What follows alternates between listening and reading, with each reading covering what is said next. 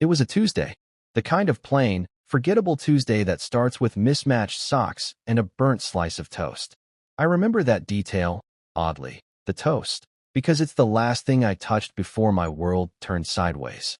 Mara had left for work in a rush, the way she always did. She was the type who thrived in chaos, juggling mascara and coffee while checking emails on her phone. I used to find it charming, even endearing, the whirlwind energy she brought into every room. But that morning, she forgot something, her laptop.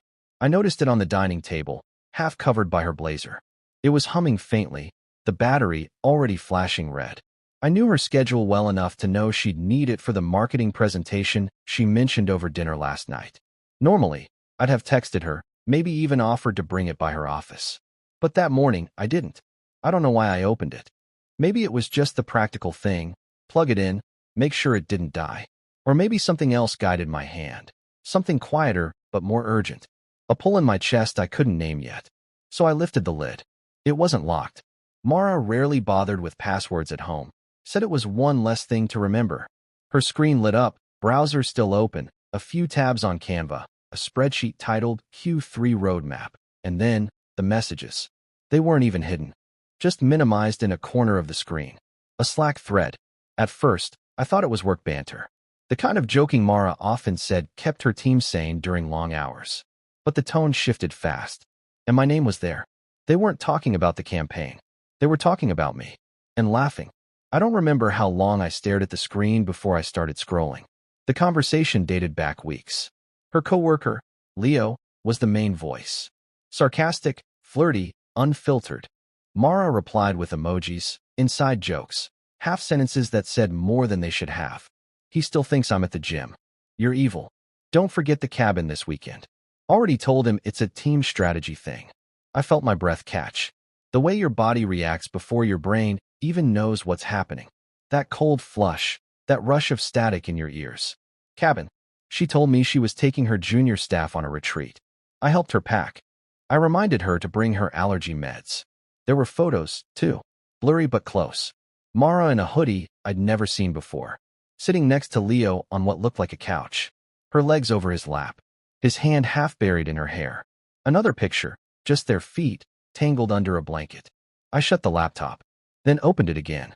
Maybe it was some kind of joke, some elaborate prank. Maybe I was misreading something. I wanted to be wrong more than I've ever wanted anything. I needed to be wrong. So I dug. Messages. Emails. A second Google account linked to the browser. The same one she used to plan our anniversary dinner last year.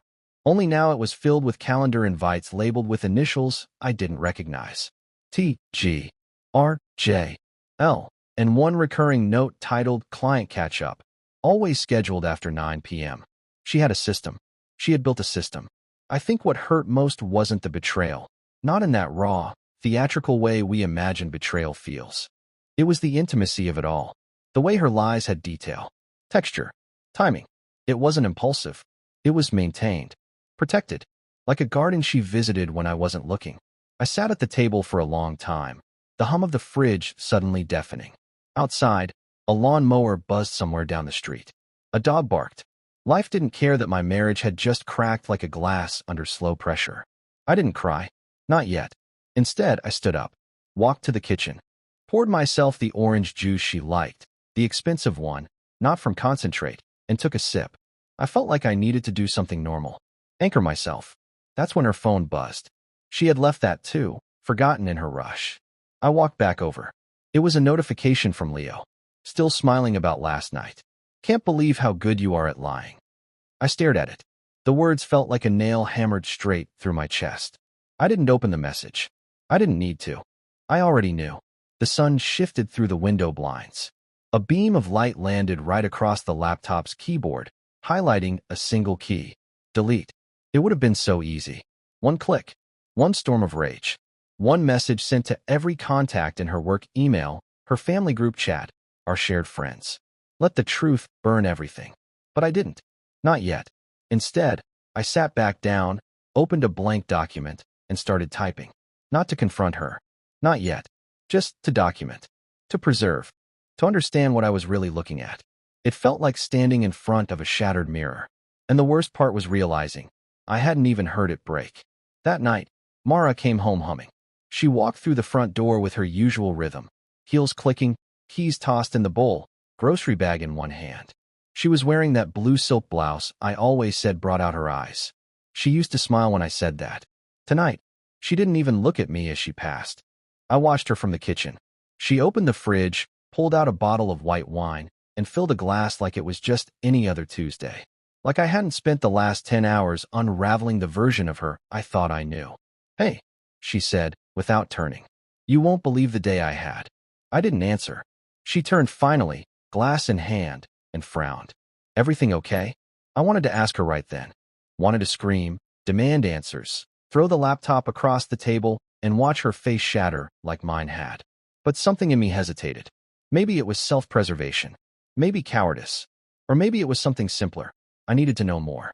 If you ask someone why they stabbed you, they'll tell you it was a misunderstanding. But if you let them talk long enough, they'll show you the knife. So I played along. "Tired," I said. "Long day." She nodded sympathetically, sipped her wine. "Mine too. We're seriously behind on the pitch. Leo's trying, but you know how he gets." I did now. I knew exactly how he gets. She kept talking. Casual. Easy. A monologue of minor annoyances and fake office politics that painted her life in the shades I had once believed in. It was like watching a movie I'd already seen, but this time, with subtitles that changed everything. Later that night, she fell asleep beside me. I listened to her breathing. I couldn't stop staring at her hand, the one that rested gently on my chest, as if it belonged there. As if it hadn't typed out messages that called me clueless, sweet, harmless. He'd never know if I vanished. That's what she wrote once. About me. He's too kind. He'd never know if I vanished. She said it like it was a compliment. That's when the first tear came. Quiet. Sharp. I didn't wipe it away. I let it fall down my temple and into the pillow, soaking in next to her breath. The days that followed were strange. I moved through them like a ghost. She left for work early. Came home with stories. Laughed at her own jokes. Kissed me on the cheek. Sometimes I kissed her back, just to remember what it felt like to lie with my mouth. And all the while I gathered. I read every message, exported her chats, saved photos, notes, calendar invites. I became the version of myself she never saw coming. The one who watches instead of reacts. Who waits. And in that silence, I started seeing the signs I'd missed. The extra showers. The sudden shift in Spotify playlists, songs she never listened to before. Lyrics about secrets, second lives, late nights. I remembered how she used to leave the table during dinner to check on a project, phone in hand. How she'd smile at something on her screen, but never explain what. I thought it was work. Or a meme. Or just her. But now I knew it was him. Leo. The name had a new weight now. He was her coworker, sure, but he was also the man who called me the human potholder in a message thread. Said I was soft and sad like overcooked pasta. Mara laughed. Not just once. Repeatedly. And yet, here she was. Still lying next to me. Still wearing the necklace I gave her 2 birthdays ago. Still calling me her anchor, her safe place, her steady. That's what gutted me. Not the affair. Not even the lies. It was that I had become a prop in her performance. A placeholder for comfort while she searched for chaos. I wasn't a person to her anymore. Just a story she told when it suited her. My husband? He's the best, she'd say in public. So supportive. I was supportive. That was the problem. There's a kind of betrayal that goes beyond bodies. Beyond kissing or touching or even loving someone else. It's when the person you trust most starts building a second life where you are not just absent, but irrelevant. One night, I asked her where she saw us in 5 years. Just casually, over dinner. She twirled pasta on her fork and smiled. Still here, she said. Still boring and happy. I nodded. That sounds nice. But inside, I was screaming. Because I wasn't happy. And I wasn't boring. I was watching. And I had a plan. It was a Sunday morning when I made my decision. Mara was still asleep, curled up under the blanket like she had nothing to hide. And maybe that's what stung most, that she slept so soundly, so unbothered, as if her double life didn't press down on her chest at all. I was in the living room, sunlight crawling across the floor, laptop open again. Hers this time, the charger still warm. I was staring at a message she'd sent Leo the night before. He made pancakes this morning. Still thinks we're reconnecting. So sweet it's sad. There was a photo too. Me, from behind. At the stove. I'd been humming, flipping pancakes, trying to be present, trying to be enough. And she'd turned that moment into a punchline. That's when something inside me went quiet. Not angry, not vengeful, just done. I didn't confront her that day, or the day after. Confrontation would have given her a stage, and I didn't want to see her perform. I wanted her to feel what I felt, a quiet, precise unraveling. So I started making moves. The first thing I did was visit a lawyer. I told him everything, calmly, without emotion. He was good, quiet, tactical. We built a plan together that protected my assets, my savings, even the condo I inherited from my grandfather. Every move had to be legal, traceable, fair. That was important to me. I didn't want revenge. I wanted clarity. Then, I made copies of everything. Emails, messages, pictures. Stored them securely. Not to use against her. Just to remind myself I wasn't crazy. That's something no one talks about when they've been betrayed. How easy it is to doubt your own reality. To start thinking maybe you did miss something, or deserve it, or were never enough. The evidence was my anchor. My proof that love alone had never been the problem. Weeks passed. I played the part. Made dinner. Listened to her stories. Even planned a weekend trip, just far enough out that I could cancel it after I was gone. Then came the night. She came home late. Wine on her breath. She kissed my cheek, asked if I'd waited up. I said yes. She smiled. "You're too good to me," she said. I looked her in the eye. I know. That was the last time we spoke. The next morning, while she slept, I packed. Quietly. One suitcase. Some clothes. The letters my mother wrote me in college. My grandfather's watch.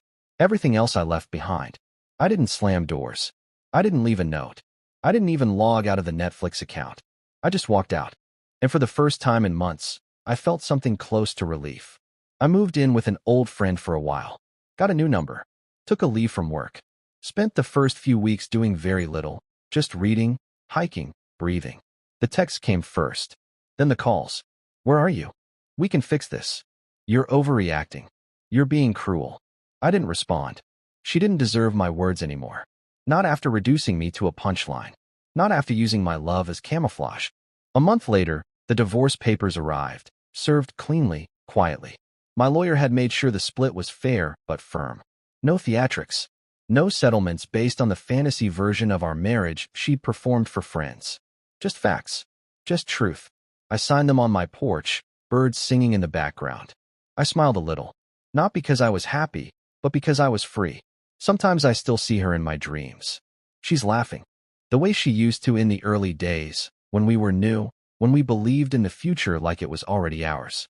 And sometimes I miss that version of her. The woman I thought I knew. But I don't miss the performance. Or the lies. Or the quiet erosion of my worth. You know what I've learned? Betrayal doesn't always come crashing down in flames. Sometimes it drips in slowly, like a leak in your ceiling. You don't notice at first. Then one day you look up, and the whole thing's caved in. That's what her laptop was for me. A crack in the ceiling. And instead of yelling, I stepped out from under it. I still believe in love. I do. Just not love that hides in shadows or laughs behind your back. I want something honest now. Raw. Untidy, maybe, but real. And next time, if someone forgets their laptop, I won't need to open it. I'll already know who I'm with.